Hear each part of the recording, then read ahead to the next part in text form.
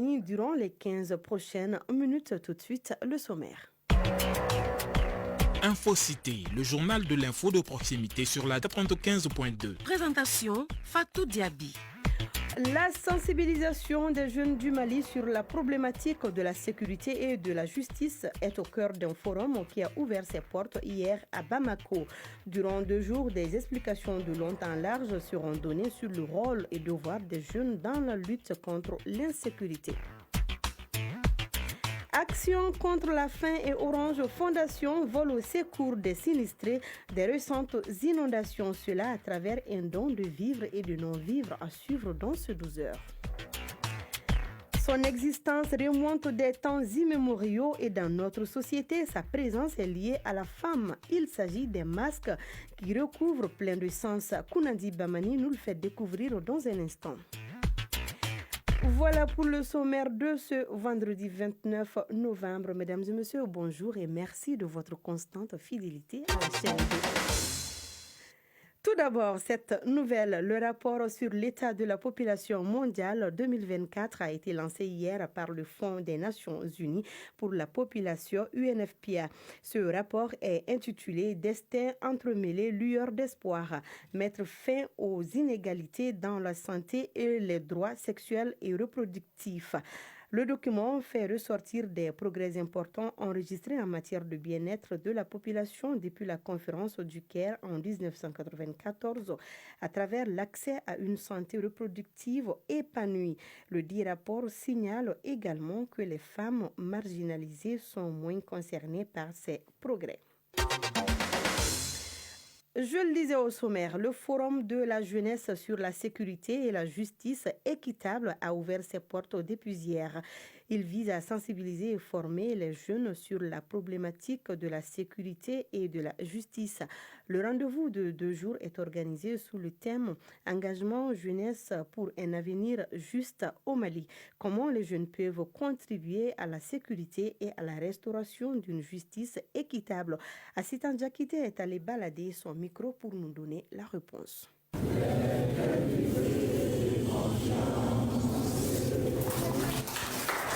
Les jeunes, grâce à leur dynamisme, leur créativité et leur volonté de changement, peuvent devenir des moteurs puissants pour bâtir un monde meilleur. Nous témoigne Negetin Diara, directeur exécutif du Centre d'assistance et de promotion des droits humains. Les jeunes ont également la capacité de devenir des acteurs engagés et responsables dans la promotion de la sécurité et de la justice équitable au Mali.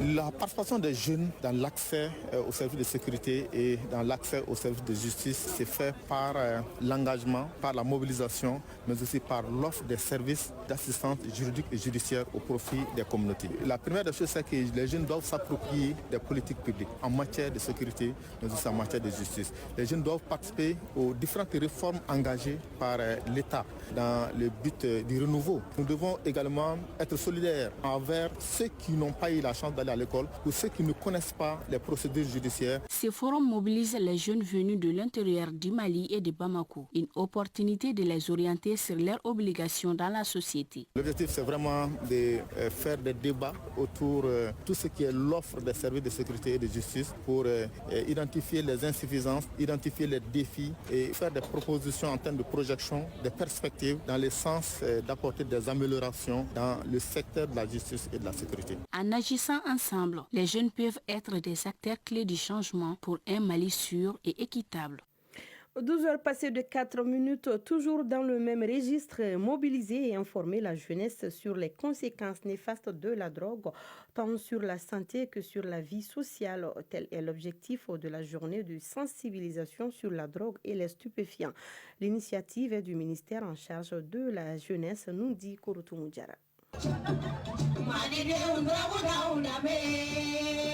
Le choix de Bagadadji pour accueillir cette séance de sensibilisation n'était pas fortuit. Il s'agit de l'un des quartiers le plus touchés par la consommation de drogue chez les jeunes. La sensibilisation vise à prévenir de nouvelles dépendances et à encourager les jeunes engloutis dans la drogue à s'en sortir. Abdul Kassim Fomba, ministre en charge de la jeunesse. Il y a eu des statistiques qui ont montré qu'aujourd'hui, il y a une consommation très élevée de la jeunesse dans le cadre de la consommation de la drogue. Donc, il était important que des mesures importantes et fortes soient prises. entreprises. Nous avons aujourd'hui des structures de répression. Il s'agit ici de mener des initiatives et des actions de prévention. La population locale a exprimé sa satisfaction et son soutien à cette initiative des autorités de notre pays. Kouba Samake, citoyenne. Nous sommes très contents de cette nouvelle initiative. Nous souhaitons qu'elle continue jusqu'à ce qu'il n'y ait plus de drogue au Mali, car cela continue de détruire de nombreux foyers. Face à ces fléaux, des mesures concrètes seront mises en place par le gouvernement en collaboration avec les acteurs de la société civile, souligne le ministre Abdul Kassim Fomba. Nous voulons travailler sur l'investissement humain, que les acteurs eux-mêmes par eux-mêmes s'investissent, prennent conscience, en parlent auprès d'eux, mettent des mécanismes de recensement. Je dis, il y a des jeunes qui veulent s'en sortir. Comment ils doivent faire? On a besoin de mettre ces mécanismes-là en place pour les aider à s'en sortir. Cette cérémonie marque une étape importante dans la lutte contre la drogue au Mali. L'initiative, qui doit être élargie dans d'autres localités, mobilise la fêtière de la jeunesse, les autorités et les acteurs de la société civile. Et sur un tout autre plan, Action contre la faim et Orange Fondation viennent en aide aux victimes des récentes inondations. Cela à travers une distribution de vivres et de non-vivres. Un geste qui soulage un tant soit peu les bénéficiaires. Mariam Konaté y était. Cette journée vise à apporter une aide humanitaire aux victimes des récentes inondations. Ils ont reçu des kits d'urgence comprenant des produits de première nécessité. Fanta Traoré est l'une des bénéficiaires. Je suis très contente. Cette aide est un véritable soulagement pour nous. Elle nous permet de reprendre un peu de contrôle sur nos vies. Qu'Allah les récompense. Kassim Touré, adjoint au maire de la commune 3, a saisi l'opportunité pour saluer l'engagement des partenaires humanitaires et des autorités locales dans la gestion des inondations. Cette année, le Mali a été frappé par des pluviométries qui n'ont jamais été pareilles dans l'histoire du Mali.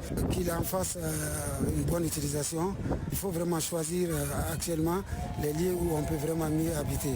Mais actuellement, les gens s'installent n'importe où. Donc aussi, on enlève ces problèmes et vraiment, il n'y aura pas beaucoup de choses. Mamadou Diop, directeur pays Action contre la faim au Mali. Nous sommes conscients que ces kits ne vont pas résoudre tous les problèmes que les communautés ou les victimes des inondations ont subis, mais ce n'est que le début. On pense que d'autres acteurs ou même nous-mêmes, nous pourrons mobiliser par la suite d'autres effets pour pouvoir les donner à nos communautés. Cette journée a été également un moment de solidarité qui renforce les liens entre autorités locales, organisations humanitaires et les communautés affectées par les inondations.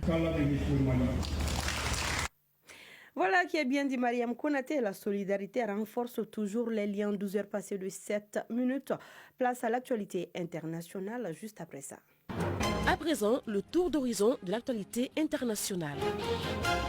Et c'est avec vous, Safia Toukouné. Bonjour. Bonjour Fatou, bonjour à toutes et à tous. La République centrafricaine évoque un accord pour consolider sa coopération avec la Russie. La République centrafricaine renforce davantage sa coopération bilatérale avec la Russie. Désormais, les détenteurs de passeports diplomatiques et de services n'ont plus besoin de visa pour se rendre dans les pays. Une annonce faite par la ministre des Affaires étrangères Sylvie Baïpo-Temon lors d'une conférence de presse qu'elle a animée à Bangui. Et pendant ce temps, le leader séparatiste camerounais toujours maintenu en détention en Norvège. Connu sous le nom de Lucas Shaw Ayaba, est maintenu en détention en Norvège. Arrêté fin septembre par la cellule d'enquête criminelle de la police norvégienne, l'indépendantiste est soupçonné d'incitation à commettre des crimes contre l'humanité au Cameroun. La justice norvégienne estime avoir besoin de plus de temps pour étudier tous les éléments du dossier, ce qui prolonge pour la seconde fois sa détention provisoire. Et municipal à Madagascar, les candidats du pouvoir en campagne se prévalent du soutien de l'État. À 10 jours du scrutin, la majorité des communes du pays se sont drapées la couleur de la coalition présidentielle au-delà d'occuper davantage l'espace public que leurs adversaires. Les candidats du pouvoir n'hésitent pas à utiliser un argument différenciant pour convaincre. Ils disent bénéficier du soutien naturel de l'État présenté comme un avantage pour la réalisation des projets prioritaires de la vie de la commune.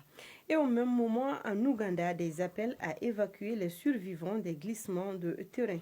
Dans les bilans publiés, au moins 15 personnes ont perdu la vie et plus de 100 sont toujours portées disparues. Face à l'ampleur de la catastrophe, les voix s'élèvent pour demander la relocalisation des populations affectées. Certains acteurs insistent sur l'urgence d'évacuer les zones à risque afin de protéger les habitants et de prévenir d'autres tragédies. Voilà, Fatou, c'est ce que l'on pouvait retenir de l'actualité internationale. Merci beaucoup, Safia Toukone. On se dit à vendredi prochain, s'il plaît à Dieu. Inch'Allah et bonne suite des journal. Merci. 12 heures passées de 10 minutes, retour à la maison. Je le disais au sommaire, il sert de déguisement et est fabriqué à l'aide de plusieurs matières comportant de motifs différents. Il s'agit du masque traditionnel. C'est un objet mystérieux qui joue un rôle très important dans les sociétés africaines en général, mais particulièrement maliennes.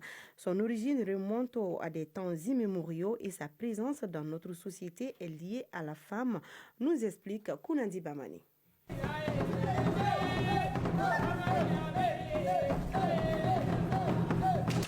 Le masque est utilisé lors de nos cérémonies traditionnelles.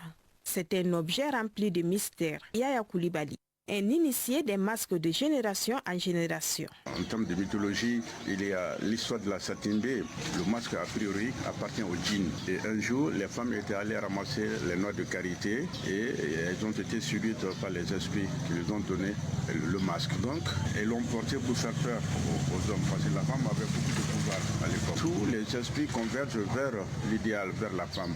Elles ont dansé autour de la place publique. Et elles devenaient encore beaucoup plus puissantes. Docteur Ali Tembeli, chercheur de la cosmogonie et des rites Dogon. Quand tu entends Awa en Dogon, ça veut dire masque. C'est un mot dans une langue secrète qu'on appelle le Sigiso. Dans cette société, tout est secret. Ils ont une langue particulière qui n'est comprise seulement qu'à des initiés. Mais maintenant, dans cette société des masques, c'est grâce à la femme qu'on a découvert les masques. C'est la raison pour laquelle la femme est au centre des affaires. Ancré dans nos civilisations, il existe plusieurs catégories de masques. Le Ndomo a un masque, le Komo a un masque, le Corée a un masque, le Nama, le Jo, même les femmes ont des masques. Pour, par exemple, une société qu'on appelle Diribaso, que les femmes, elles sont prêtresses, il y a un masque pour ça. Aussi, il y a des masques de réjouissance. Alors, le port de masque se différencie en deux catégories. Il y a des masques cérémoniels, il y a des masques sacrés. Le masque cérémoniel peut sortir à tout moment, événementiellement. Mais les masques sacrés ne peuvent pas sortir comme ça. Ils appartiennent à un calendrier strict. Selon les initiés, chaque masque a son rôle dans notre société. Dans la société Awa du pays Dogon, ces masques-là représentent les trois communautés. D'abord la femme Dogon, suivie la femme Bamanon, et la troisième c'est la femme Peul. Ça explique seulement que la paix, la cohésion sociale, l'entente et le mariage qui existent entre ces communautés. Yaya Koulibaly. Le temps qu'on est jeune, avant d'atteindre l'âge de la maturité, on est avec les masques cérémoniels. Alors quand on atteint l'âge de la sagesse, jusqu'à la mort, c'est les masques sacrés, où on rentre dans le mystère de la vie. Il y a une troisième catégorie qu'on appelle les masques funéraires, c'est-à-dire à la mort d'un patriarche, ce sont ces masques-là qui vont sortir pour célébrer le mort. Protecteurs de nos sociétés, les masques demeureront malgré cette mondialisation galopante, estiment les initiés. Si le masque disparaît, ça veut dire que la vie s'arrête. Le poids des masques sur nous régularise la société malienne. Un masque, qu'il soit cérémonial ou pas, ne peut être porté par tout le monde et seuls les initiés détiennent les secrets qui l'entourent.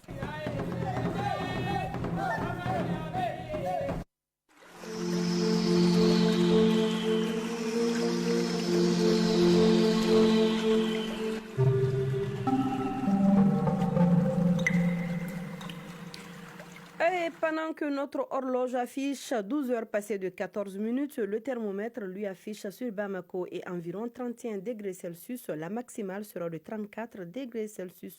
Le soleil lui finit sa course à 18 heures passées de 3 minutes. Et c'est la fin de cette édition que j'ai eu le plaisir de vous présenter. Je suis Fatou Djabi, mise en onde Malik Kansai, mise en ligne Amadi So. Réalisation Kinta Togora, Badi Sangare, coordination éditoriale Seydou Traoré et Jeff Adjara. Restez à l'écoute, le journal des sports c'est juste après moi, une présentation de Ibrahima Sori Traoré. Et moi je vous donne rendez-vous lundi, Inch'Allah. D'ici là, prenez soin de vous car chaque heure de vie est une chance et chaque jour est une grâce. Que la grâce d'Allah soit avec nous. Excellente suite en compagnie des programmes de l'homme de choc. Information, sport, musique, c'est sur chaîne 2, 95.2 FM.